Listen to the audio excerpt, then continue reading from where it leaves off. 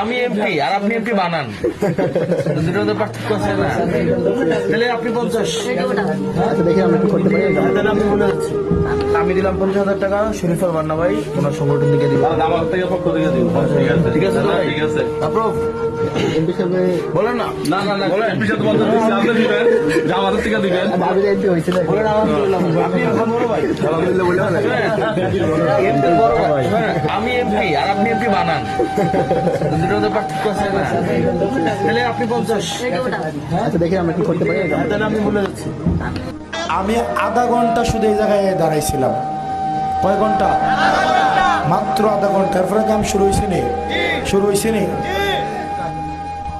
বাড়িটা কোন জায়গায় দিতে হবে এটা জানা লাগে, বুঝছেন?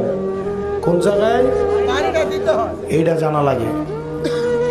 কত বড় বড় তো আছিল, 100 কোটি টাকার এমপি, বংশ এমপি ছিল না? কামটা হইছে? আমি আধা ঘন্টা ছিলাম, কাম হইতেছি না।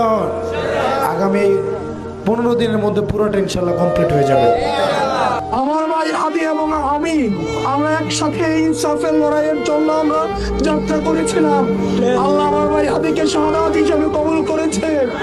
আমি আপনাদেরকে প্রতিশ্রুতি দিচ্ছি, বাংলাদেশের মানুষকে প্রতিশ্রুতি দিচ্ছি, আমার ভাই হাদি যেভাবে ইনসাফের লড়াই চালিয়ে গিয়েছে, আমি আস্তাদ আব্দুল্লাহ আমার ভাইয়ের হাদির আদর্শ থেকে আমি 1 ফুটা অত্যুত্ত হব না ইনশাল্লাহ। হাদি ভাইয়ের বিচার আমি নিশ্চিত করবো ইনশাল্লাহ। আমরা হারবো না, হারবো না, তোমার মাটি একটি কণা ছাড়বো না। আমরা হারবো না, হারবো না, তোমার মাটি একটি কণা ছাড়বো না। আমরা পাবো তোমার কি করতে জানি, তোমার কোন রাজনীতিবিদের না বাসায় মৃত্যুটা হইতে পারে না, এটা কোনো ভালো মৃত্যু না। যিনি রাজনীতি করেন, যিনি লড়াই করেন, যিনি বিপ্লবী, যিনি সংগ্রামী, তার মৃত্যুটা হবে একটা সংগ্রামের মধ্য দিয়ে, একটা রাজপথে, একটা গ্লোরির মৃত্যু। আমি তো ভীষণ ভাবে প্রত্যাশা করি, আমি ছোটবেলা থেকে এই স্বপ্নটা দেখি, অনেক জায়গায় বলেছি যে একটা তুমুল মিছিল হচ্ছে অন্যায়ের বিরুদ্ধে, সেই মিছিলের সামনে আমি আছি, কোনো একটা বুলেট এসে আমার বুকটা হয়তো বিদ্ধ করে দিয়েছে, এবং সেই মিছিলে আমি হাসতে হাসতে আমি শহীদ হয়ে গেছি। সবাই যখন মৃত্যুটাকে ভীষণ ভয় পায়, আমি তখন হাসতে হাসতে আল্লাহর কাছে ভীষণ সন্তুষ্টি নিয়ে পৌঁছতে চাই। আসসালামু আলাইকুম। সকলে কেমন আছেন? নিশ্চয়ই আপনারা ভালো আছেন। আপনাদের ভালো থাকবে, সুস্থতাই কামনা করি। কুমিল্লা 4 আসনের পদপ্রার্থী এমপি জনাব হাসনাত আব্দুল্লাহ 116টি আসনেই জয়লাভ করেছি।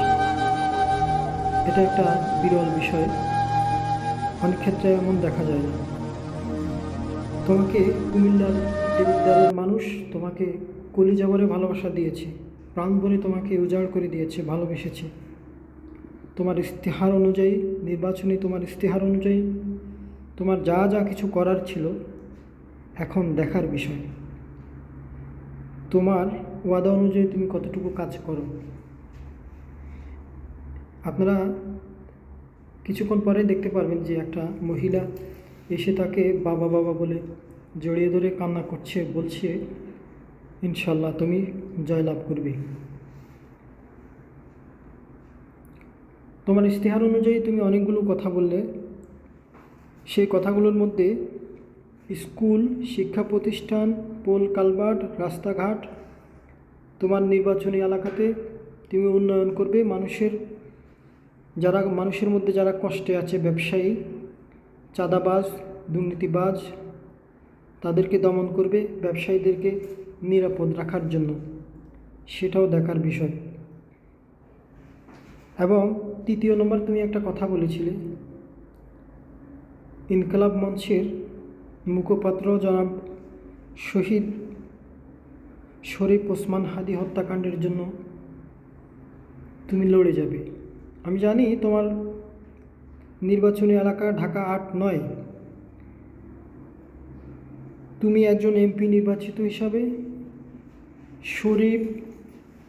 শহীদ শরীফ ওসমান হাদি হত্যাকাণ্ডের জন্য বিচারের দাবিতে তোমার অনেক কিছু করার শক্তি আছে, করার কথা বলার জায়গায় তুমি পৌঁছেছ।